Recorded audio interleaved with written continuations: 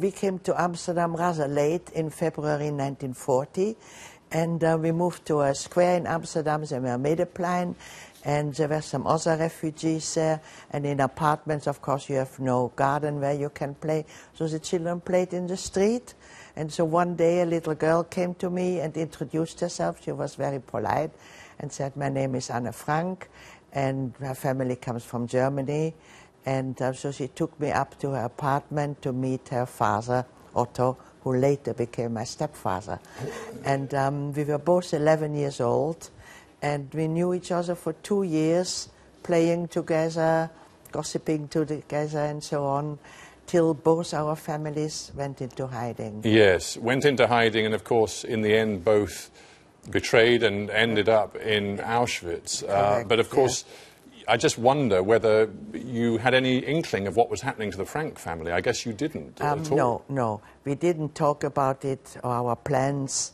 And Otto actually left notes behind in the house that said escape to Switzerland, because they didn't want Nazis to look for them. And they did, you know, because many people, many families disappeared, and the Nazis really wanted to catch every Jew. So they did house searches, knocked on people's door, people had to open, ordinary Dutch citizens, and they searched their homes, tried to find hidden Jews. Yes. You lived through Auschwitz. You survived. Anne Frank, of course, did not survive.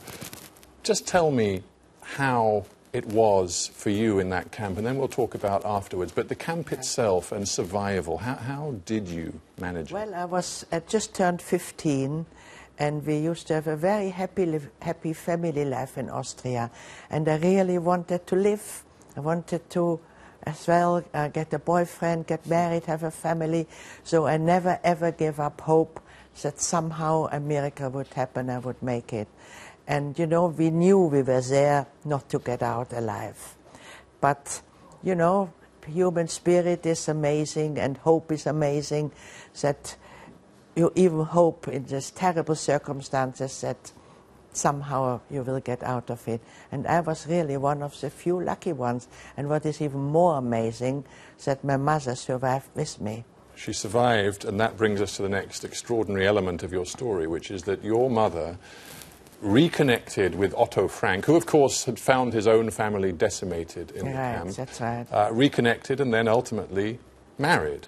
Yes. Which made you the sort of posthumous half-sister of stepsister of Anne Frank. Yes.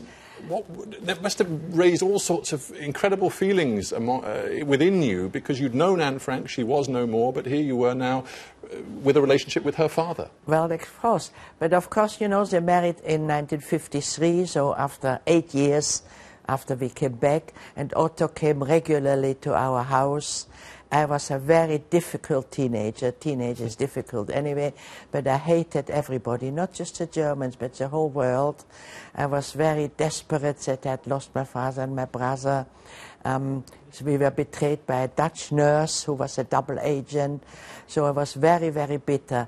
And Otto was an amazing person. He had lost really his whole family.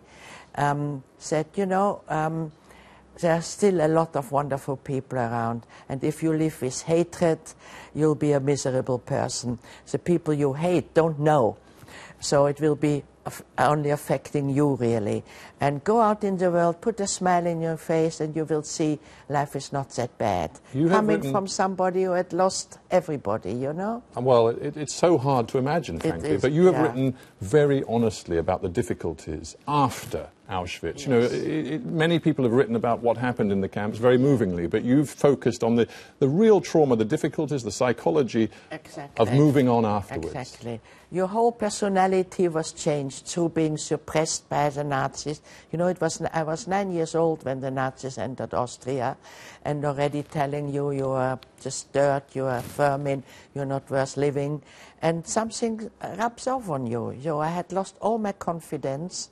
And moved to England, which was after the war, was as well in 51, you know. I was shocked, the devastation which was here, and there was still rationing, and, you know, people tried to find a way again to build up their whole life. And so it was, and in Europe it was complete chaos. And so it was really very, very difficult to connect, to make a new life. And at that time in England, as a foreigner, you were a bloody foreigner. Now it's completely different. Half the population, especially in London, come from abroad.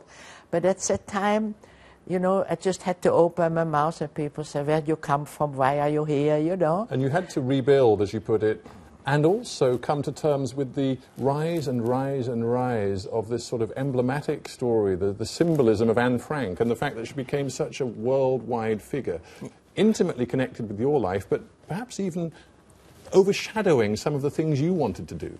Exactly. When she started to become famous through her diary, I said, well, I went through the same thing, you know. Nobody knows about me. And as well, my brother was a very, very talented young man. He was not quite 18 when he was killed. And very often my mother said, you know, what about Heinz? Nobody knows about his life. He was just as talented as Anne in different ways, and he painted in hiding because he couldn't make music, and we found the paintings, 30 paintings hidden under the floorboards, and so this was a legacy. Like Otto had the diary, we had his paintings, but you know, he was not known, and so again I felt a bit bitter. Why is all the attention on Anne? But then I realized, you know, I had a life and she didn't. Well, so how can you resent somebody who unfortunately has been killed?